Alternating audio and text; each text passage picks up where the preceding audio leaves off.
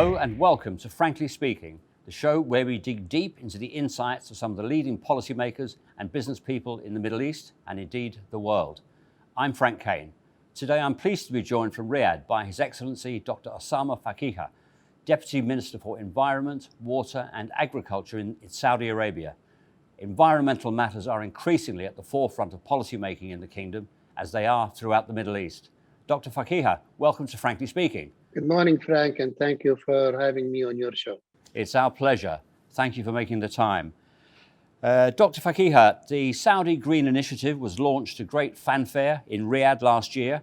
Can you explain the essential thinking behind SGI, please, and also explain how it fits into the Saudi national perspective on environmental protection?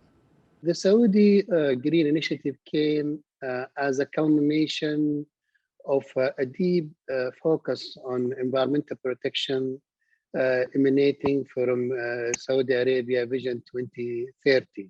This focus has been manifested from the early days of the inception of Vision 2030 by the creation of the Ministry of Environment, Water and Agriculture, the first Ministry of Environment in Saudi Arabia. This was followed by the approval of a national environmental strategy that resulted in a total restructuring of the environmental sector in Saudi Arabia, creating an environmental fund, the largest in the region, and 5 national environmental centers focusing on the main national priorities for the environment. Those are namely enhancing waste management. So there is the National Center for Waste Management, the National Center for Environmental Compliance to monitor the compliance of all activities impacting the environment, the National Center to combat desertification, which is really, as the name implies, its job is to really monitor and combat desertification and maintain the vegetation cover in Saudi Arabia sustainably. The National Center for Wildlife to protect biodiversity, and the National Center for Meteorology. Also, this followed by issuing the new national environmental law aligned with the best environmental practices in the world, a new national law for waste management, which is built on the principles of circular economy, as well as many implementing regulations. So really, the Saudi Green Initiative came in this general context of the focus of the environment as an important pillar for sustainable development. Perhaps the most eye-catching element of the SGI, and certainly a very ambitious part of it, was the plan to plant 10 billion trees in the kingdom. Can you tell us what the roadmap is to achieve this goal in the long term? Definitely, this is a very challenging and ambitious target.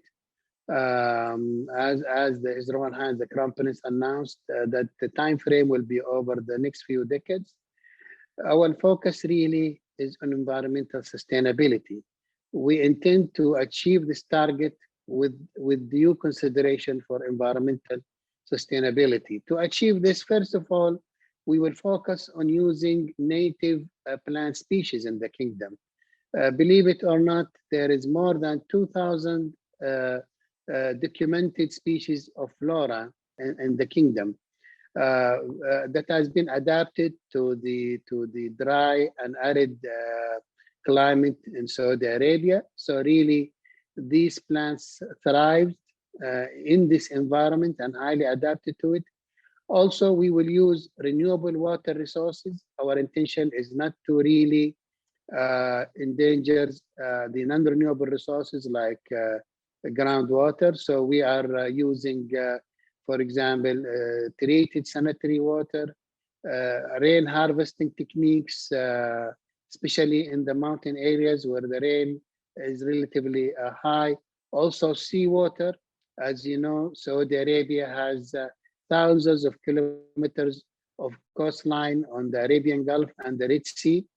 Uh, there are two species of native mangrove trees that actually live on seawater. So we intend to focus on those species as well. Again, also our plan also to recover degraded rangelands where there are so many bushes and other types of vegetation that has thrived in the past. So you have given careful consideration to the practicalities here. Some people would look at Saudi Arabia, an arid desert country, and think that this is, frankly speaking, rather challenging. But you have given careful consideration and it is doable. Definitely challenging, no doubt about it. Saudi Arabia is an arid region with very low precipitation rate. However, we will use best practices, scientific basis, use innovation, learn from the experiences of other countries who have done similar work, and again, utmostly really with utmost care for environmental sustainability. And how do you see the expected benefits from this program? How much pollution will this afforestation program take out of the atmosphere? Definitely, removal of pollutants will be one benefit, and I think that depends because I cannot give you a specific figure because we have many types of plant species. As I mentioned, mangrove on the Red Sea are characterized by high absorption rate of CO2, but also we are using maybe tens or hundreds of types of species. Some are large, some are small. So it's very hard to now tell a figure right now, but we have now many studies going now to make this estimation. Another important aspect is biodiversity. The trees and the vegetation cover is the backbone of biodiversity. Birds, insects, reptiles, mammals, all depends on the vegetation cover. But when that is restored, biodiversity will come back, and that's another important benefit. Another benefit is the air quality. Sandstorm and dust storms are a major challenge, and with the restoration of vegetation cover, we expect a positive impact on those phenomena. Also, there is a benefit for supporting food security because some of these trees will be, can have yield, agricultural products. Also, some of these trees are good for honeybees. So we believe that there will be a social dimension. The plantation will be on 4 main tracks, what we call environmental restoration. This will be in coastline, mountains, and valleys. And then there is in urban area greening. So there will be plantation in the cities, and that will reflect very highly in the quality of life and the overall city appearance. Also, there will be plantation in agricultural lands. So this will support rural communities and will also contribute to food security. And there are also plantation along the highways. And this will also help protect highways from sand encroachment and will contribute to the travel experience as well. This sounds like the greening of Saudi Arabia. But tell me more, if you would, about biodiversity and how the Saudi Green Initiative will encourage that. Saudi Arabia has a very rich biodiversity. It went under tremendous pressure in the past few decades due to the rapid growth and development, both marine as well as terrestrial biodiversity. Vision 2030 assigned a high focus on biodiversity. As I mentioned, we created a National Center for Wildlife. Really, its job is to restore biodiversity, building breeding centers for endangered species, and also expanding the protected areas. Back in 2016, when Vision 2030 was launched, 4.3% of the total area of Saudi Arabia were protected areas. Today, we have reached 16%, and Saudi Green Initiative targets reaching 30% by 2030. So this will contribute significantly to protecting biodiversity, providing habitat for native species to recover. Issues like illegal logging and overgrazing, are these impacting the scarce vegetation cover in the kingdom? What can you do about these problems? Illegal logging was a significant problem. People really local people have an affinity for local woods. They basically for really going into picnics and outdoors. They like to light the wood fires and have family gathering around it. And these are local traditions that we really cherish. However, it came at a high expense of the local vegetation. The new environmental law has imposed severe penalties on illegal logging. On the other hand, we have actually created so many incentives to import alternatives like coal and others, alternatives to wood fire, will basically provide members of the community to still have a good time without impacting the vegetation. Regarding the overgrazing, there is the National Rangeland Strategy that has been approved by the Council of Ministers, and we are pursuing two main tracks. One track is to basically shift to modern practices in livestock growing and breeding. This will result into a higher productivity of livestock and better economic benefit to owners of livestock, as well a better contribution to national food security, and it will reduce the pressure of overgrazing. On the other hand, of the strategy is really emphasis on protecting rangelands, restoring degraded rangelands, and then implement sustainable rangelands management plans. To move on to waste, the waste area of your responsibilities. During the launch of Saudi Green Initiative, His Royal Highness the Crown Prince announced an ambitious target reaching 94% municipal waste diversion from landfills by 2035, way ahead of the current levels of 5% or so. How can Saudi Arabia achieve these ambitious targets?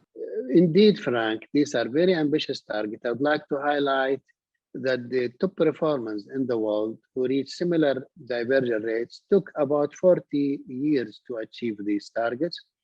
We are trying to achieve those targets in a much shorter period. Again, the kingdom took so many measures. A new national waste management law has been created to really incentivize recycling and really create a regulatory environment suitable for attracting investments both from the kingdom and abroad. A single regulator has been created, the National Center for Waste Management, which regulates all types of waste except radioactive waste. This will really make the investor trip much easier. Provide the center with a comprehensive look onto the waste management, implementing integrated waste management approaches. And most importantly, the new national waste management law is built on circular economy principles, meaning mechanisms such as extended producer responsibility and producer pays, means the producer of waste should pay for the management of its waste. All these will be basically important enablers that will inject it back into the waste sector to achieve that.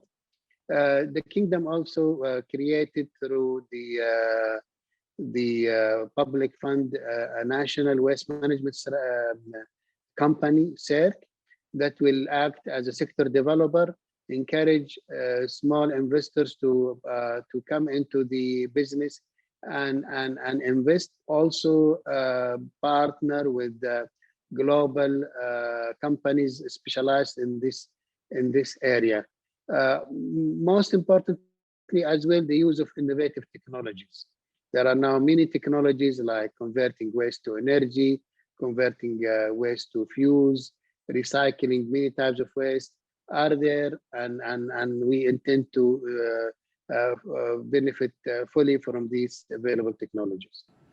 You mentioned investment there, and your ministry's ambitious plans require substantial investment.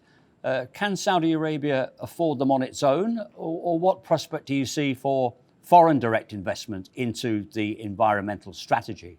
The private sector has an important role in implementing the environmental strategy. As I mentioned, the new institutional setup, creating the new centers, the new laws, all create the right regulatory environment to attract investments both domestically and internationally.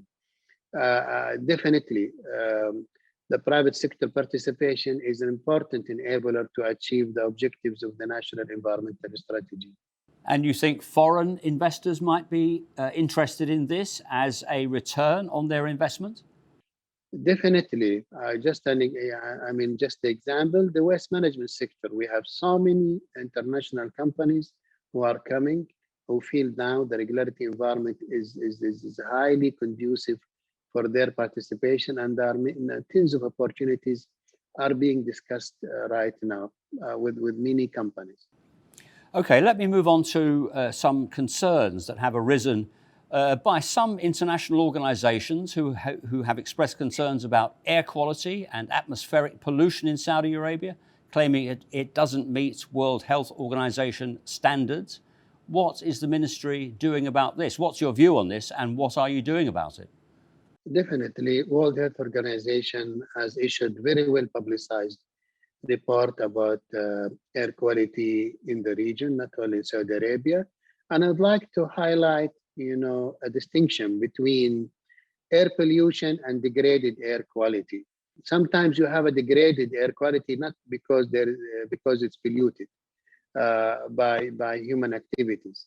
World Health Organization use particulate matters as the main parameters to measure air quality, and that's a very good parameter for areas like Europe and the US, where you have extensive vegetation cover, and mainly the main source of particulate matters are from power plants or factories or other human activities, which is, we call it anthropogenic particulate matters or anthropogenic PM.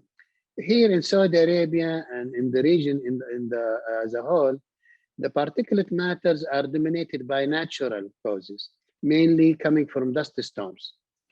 And definitely the air quality become degraded during dust storms. No one claims that it is healthy to go outdoor and inhale dusty weather. So that's really what they are referring to. It is degraded air quality because of the natural particulate matters emanating from dust storms. We are working on many tracks to address the air quality challenges. Regarding dust storms, as I mentioned, the Saudi Green Initiative, the rangeland strategy, and all these greening activities aim to really reduce those areas that are degraded and are source of dust. Also, there is now a regional center has been launched in Saudi Arabia, announced by His Royal Highness, the Crown Prince Mohammed, a regional lens for dust storm forecasting. This will actually support the entire region, and there is strong collaboration with WMO, World Meteorology Organization. On the other hand, on the air pollutants, then we have actually issued new standards, air standards, aligned with the best practices in the world. The National Center for Environmental Compliance actually now We have about 90 ambient air quality stations around the kingdom. This figure will be raised to 240 ambient air quality stations. So we are boosting up our monitoring capabilities. We are monitoring the sources of emissions.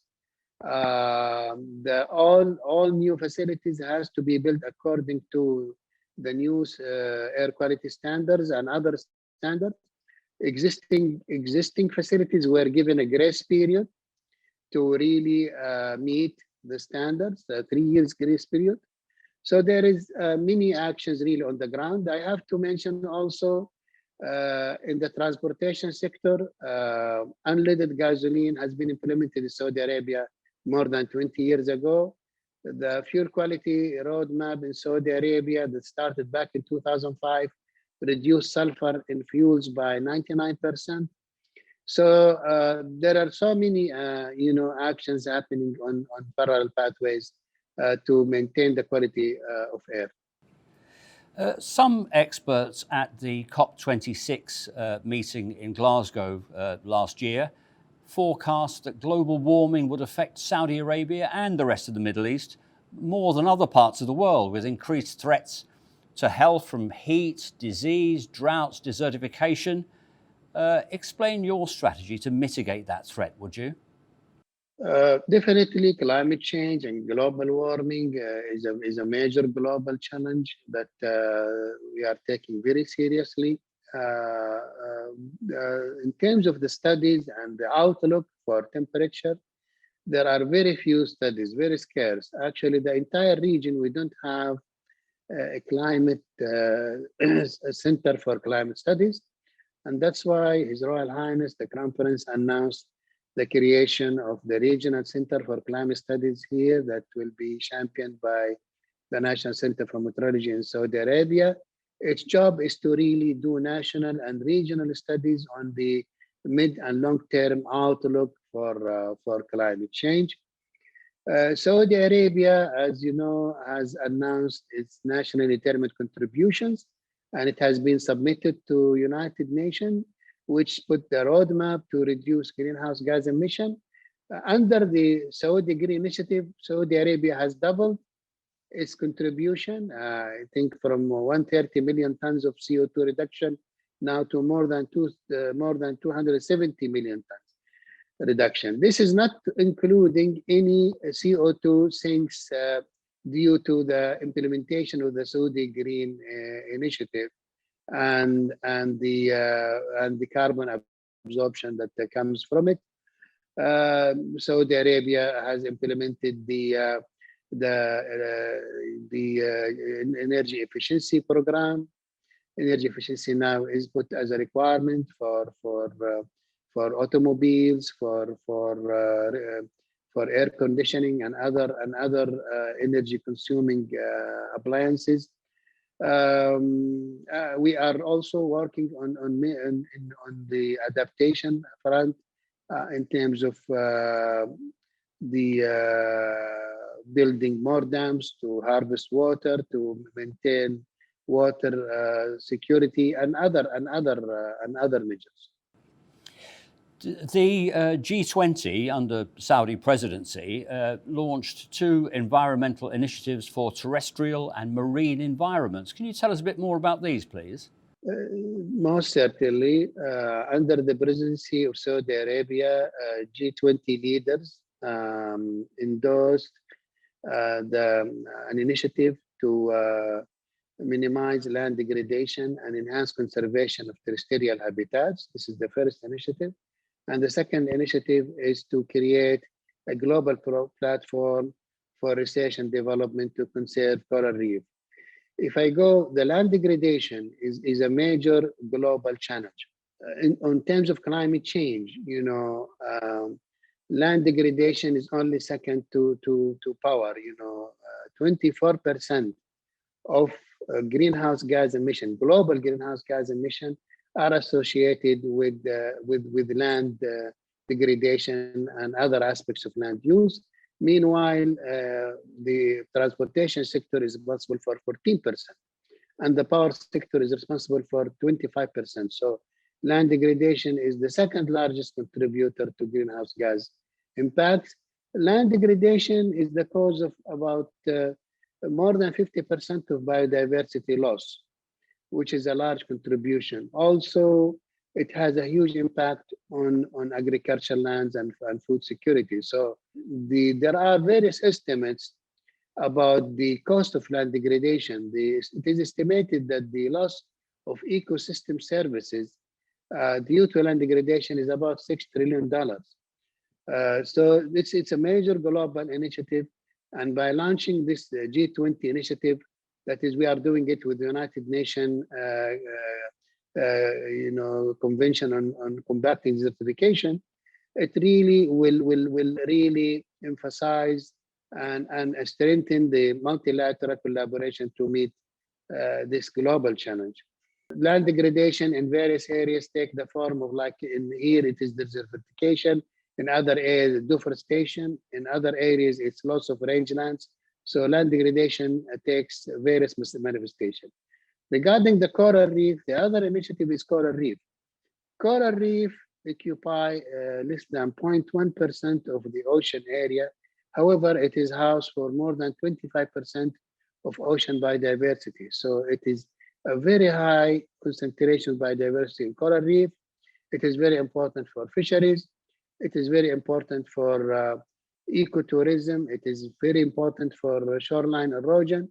Coral reef has been under stress over the past few decades. We have lost significant percentages of coral reef, and this loss will increase tremendously moving forward if no action are taken. The global platform for coral reef will act as an umbrella for research and development collaboration by various institutions around the world to share knowledge and do the research needed to provide the science basis for actions to restore coral reefs globally. We already have, about 16 countries, G20 countries already participated in the founding committee.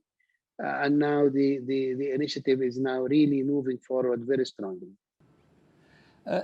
To widen it out a little, Dr. Faqeeha, some Gulf countries have begun to buy agricultural land in Africa and other parts of the world to ensure food security.